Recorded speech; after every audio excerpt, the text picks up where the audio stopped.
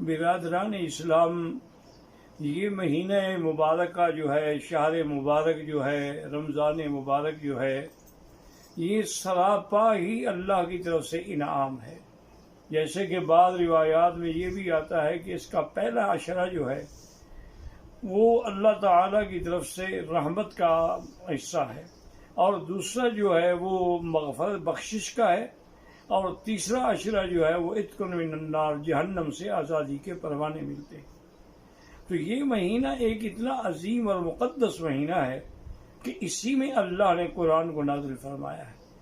ایک تو قرآن کا نزول جو ہے وہ آسمانوں میں ہوا، اور پھر آسمانوں سے زمین پہ ہوا۔ تو اللہ نے جو آسمانوں پہ نزول فرمایا ہے وہ لوح محفوظ سے بیت العزت، آسمان دنیا کے پہلا جو آسمان ہے اس میں ایک جگہ ہے جس کا نام بیت العزت ہے۔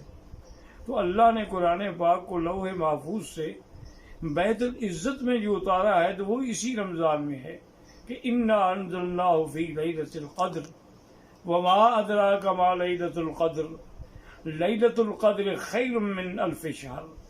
یعنی پورے کا پورا قرآن اللہ نے لوح محفوظ میں محفوظ رکھا، پھر اس کو بیت العزت میں اتارا، اور پھر بیت العزت سے تقریباً 23 سال کی مدت میں جبریل علیہ السلام قرآن لے کر حضور صلی اللہ علیہ وسلم پہ اترتے رہے، سورتاً سورتاً، نجماً نجماً، آیتاً آیتاً۔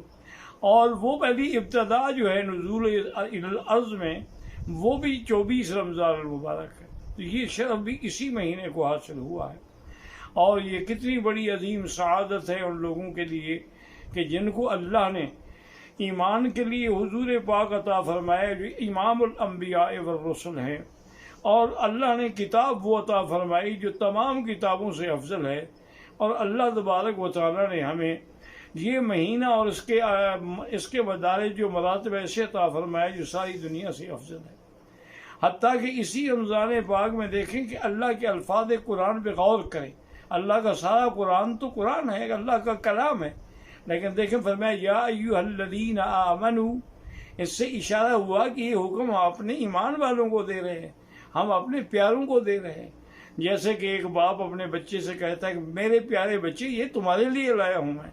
تو اللہ پاک نے یہ نہیں فرمایا کہ میں نے ساری مخلوق کو حکم دیا ہے، فرمایا نہیں، یہ تو عظیم چیز ہے، عظیم تحفہ ہے جو میں اپنے محبوب لوگوں کو دے سکتا ہوں، اور وہ کون ہے؟ وہ ایمان والے ہیں۔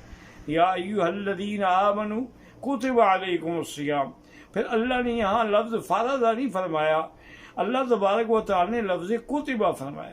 اگر اللہ فرما دیتے کہ امرا، میں نے امر کیا، میں نے حکم دیا، لیکن یہاں لکھا جو میں نے لکھا ہے، تو جس چیز کو اللہ لکھ کے دیں گے وہ کتنی بڑی اہم ہوگی۔ اس لیے فرمایا کتب علیکم الصیام، آپ لوگوں پر اللہ نے روزے رمضان کے لکھے ہیں، اور پھر ہماری تسلی کے لیے کتنی مہربانی فرمائی، فرمایا ڈرتے کیوں ہو؟ کما کتب علی الذین من قبلکم، تم سے پہلے جو امتیں گزری ہیں ان پر بھی تو ہم نے رمضان کے روزے لکھے تھے، تو اس لیے اس میں گھبرانے کی ضرورت نہیں۔ اور پھر یہ روزے کیوں ہیں؟ اس کا مجھے تو کوئی فائدہ نہیں ہے، اس کا فائدہ یہ ہے کہ تم متقی بن جاؤ، لعلکم تتقون، تاکہ تم اللہ سے ڈرنے والے بن جاؤ، پرہیز کرنے والے بن جاؤ۔ اور وہ کیسے بنو گے؟ کہ جن چیزوں کا اللہ حکم دیں گے اس پر عمل کرو گے، جن چیزوں سے اللہ روکیں گے ان سے رک جاؤ گے۔ اس لیے اللہ تبارک و تعالی نے ہماری تسلی کے لیے یہ بھی فرما دیا، اور جب متقی بن جاؤ گے تو اللہ کے ولی بن جاؤ گے، کیونکہ ان اولیاءہ الا المتقون، اللہ کے ولی وہی ہیں جو اللہ سے ڈرنے والے ہیں۔ اور پھر آگے مہربانی فرما کے ہماری تسلی کی کہ ایام معدودات، چند گنے ہوئے دن ہیں، کوئی سارے سال کے روزے نہیں ہیں، سارے 6 مہینے کے روزے نہیں ہیں، 3 مہینے کے روزے نہیں ہیں، بلکہ گنے ہوئے دن ہیں، کبھی 29 اور کبھی 30۔ اور معدودات میں ایک یہ بھی اشارہ ہے کہ جب آدمی گننا شروع کرتا ہے نا تو وہ معلوم ایسے ہوتا ہے کہ وہ چیز جلدی ختم ہو جاتی ہے۔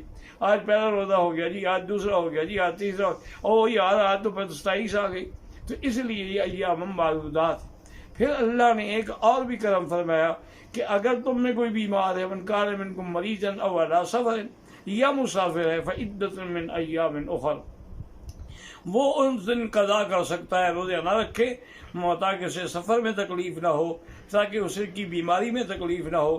اس کے بعد جب وہ سفر ختم ہو جائے یا بیماری سے نکل جائے تو پھر اس کے بدلے میں وہ قضا کر لے۔ اور ایک بیماری ایسی ہوتی ہے جو ختم ہونے والی نہیں ہے، والذین یطیقونہ فدیۃ طعام مسکین، وہ بعض لوگ بڑی عمر ہے، شوگر کے مریض ہیں یا نعوذ باللہ دمے کے مریض ہیں، وہ جب تک بیچارے آکسیجن نہ لیں اس وقت تک ان کا روزہ زندہ نہیں رہ سکتے، تو ان کے لیے بھی رعایت فرما دی کہ بس ایک مسکین کا کھانے کے پیسے جو ہے وہ تقسیم کر دیا کرو، یعنی ایک مسکین، اور تمہاری حالات کے مطابق تم اگر خود 20 روپے کا کھانا کھاتے ہو تو صدقے میں بھی 20 دو گے، تم اگر 5 روپے کا کھانا کھاتے ہو صدقے میں بھی 5 دو گے، یعنی جو تمہارا سٹینڈرڈ ہے، جو تمہارا معیار ہے، اس کے مطابق ایک بندے کے کھانے کے پیسے جو ہیں وہ چاہے پورے مہینے کے ادا کر دو، چاہے روز روز ادا کرو، چاہے ایسا ادا کر دو، اور اگر تندرست ہو جاؤ تو پھر پیسے صدقہ دینے کی ضرورت نہیں ہے، پھر تم اسی روزے کی قضا کر لو گے، یعنی ایک روزہ چھوڑا ہے تو ایک روزے کی قضا۔ یہ اللہ کی کتنی بڑی مہربانی ہے، کتنی بڑی عنایت ہے۔ اسی لیے اللہ تبارک و تعالیٰ نے عورتوں پر بھی رکھا ہے کہ اگر عورت حیض میں ہے تو وہ حیض کے دنوں میں روزہ نہیں رکھے گی، لیکن حیض کے دن جب ختم ہو جائیں گے تو روزے کی قضا کر دے، چونکہ روزے تو سال میں ایک دفعہ آتے ہیں۔ اللہ نے اس پر نمازوں کی قضا کا حکم نہیں دیا لیکن روزے کی قضا کا حکم دیا ہے، تو اس لیے اس کے اندر نعمتیں ہی نعمتیں ہیں، رحمتیں ہی رحمتیں ہیں، اور اللہ تبارک و تعالیٰ کی طرف سے ہر مسلمان کے لیے در رحمت کھلا ہے۔ اور تمام دوستوں سے درخواست ہے کہ دعا کریں اللہ اس مہینے کی برکت سے، اللہ اس مہینے کی رحمت سے تمام عالم سے یہ جو وبا کا عذاب آیا ہے اس کو ٹال دے۔ ربنا تقبل منا انک انت السمیع العلیم وتب علینا انک انت التواب الرحیم۔